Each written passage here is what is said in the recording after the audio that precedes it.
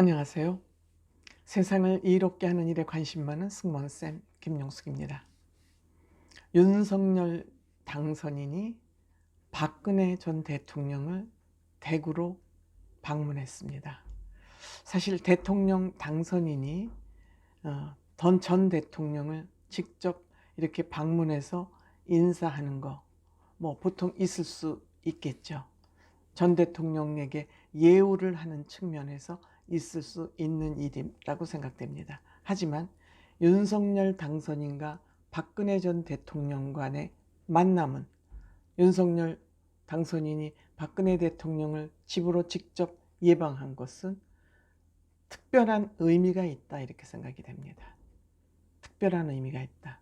즉, 윤석열 당선인이 마음이 활짝 열려 있고 용기가 있고 솔직하고 자신감이 있기 때문에 이런 일은 가능했다. 저는 이렇게 생각됩니다. 그래서 윤석열 당선인이 박근혜 전 대통령을 왜 방문했는지 그 문제를 좀 자세하게 제 관점으로, 이건 누가 전문가가 분석을 한 것도 아니고 오롯이 제 개인적인 생각이라는 걸 참고로 해서 들어주시면 감사하겠습니다.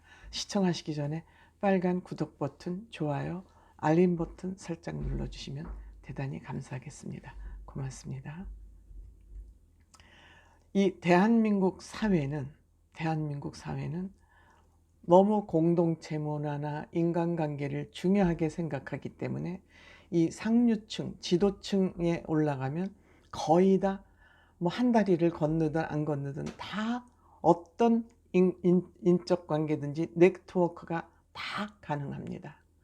한 다리만 건너면 이 사람도 알 수 있고 저 사람도 알 수 있고, 이건 대한민국의 좀 특별한 그 사회 문제라고 해도 과언이 아닐 것입니다. 그래서 우리가 옳고 그름을 가르거나 또 사람을 비판할 때 굉장히 난감할 때가 많습니다.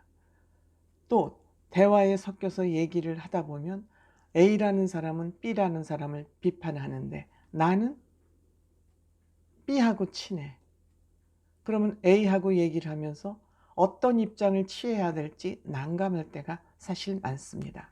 본인하고 친한데 다른 사람은 비판을 하니까 그때 그럼 나는 어떠한 입장을 취해야 되나 난감하죠.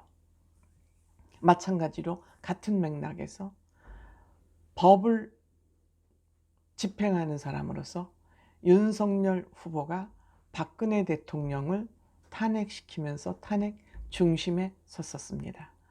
중심에 서서 어떻게 보면 윤석열 당선인과 박근혜 대통령, 전 대통령은 원수지간일 수 있습니다. 원수지간일 수 있습니다. 그런데 이 원수지간이라고 할 수 있는 이 두 대통령 당선인과 전 대통령이 한자리에 모였습니다. 한자리에서 머리를 맞댔습니다. 저는 이러한 모습이 국민 통합이 아닌가 이렇게 생각합니다. 물론 윤석열 대통령 당선자가 얘기했습니다. 미안한 감정이 있다.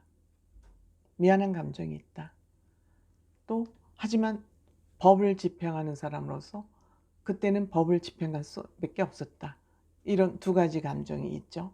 미안한 감정과 법을 집행하는 공직자로서의 역할, 공사, 이럴 때 이제 공사가 구분돼야 된다는 말을 쓰지요. 반면에 박근혜 대통령 입장에서도 윤석열 당선자가 야속했을 겁니다. 야속하죠. 내가 이렇게 중형을 받을 정도로 내가 죄를 졌단 말이야? 야속하죠. 또 한편으로는 박근혜 대통령은 이게 법으로 결정된 사항이니까 한 나라의 대통령을 지낸 사람으로서 받아들일 수밖에 없었다. 물론 그것을 박근혜 전 대통령이 지금까지 받아들였는지는 알 수가 없습니다. 그거에 대해서는 구체적으로 표현을 안 하고 있기 때문이죠. 그런데 어쨌든 윤석열 대통령 당선자는 용기를 내서 찾아갔습니다. 그 마음은 법은 내가 공적으로 집행을 한 거지만 사적으로는 미안한 감정을 가지고 있다, 이런 얘기를 전달하고 싶었을 것으로 생각합니다. 예를 들어서 미안하다는 얘기는 우리가 죄는 미워하되 사람은 미워하지 말라. 죄는 미워하되 사람은 미워하지 말라는 그러한 우리가 유명한 법적에서 돌아다니는 그런 얘기가 있지 않습니까? 그래서 이런 관점에서 박근혜 대통령 죄는 조사를 했지만 그 죄를 주면서도 인간적인 미안함과 아쉬움은 저는 있었을 것으로 생각이 됩니다. 그렇더라도 굉장히 곤란한 입장의 윤석열 당선인이 이 박근혜 대통령을 대면하자고 마음먹은 것은 굉장히 저는 용기 있는 그런 결단이었다. 용기가 있지 않으면 결단하기 힘든 일이었다. 그리고 윤석열 당선인의 솔직함, 미안한 건 미안하다.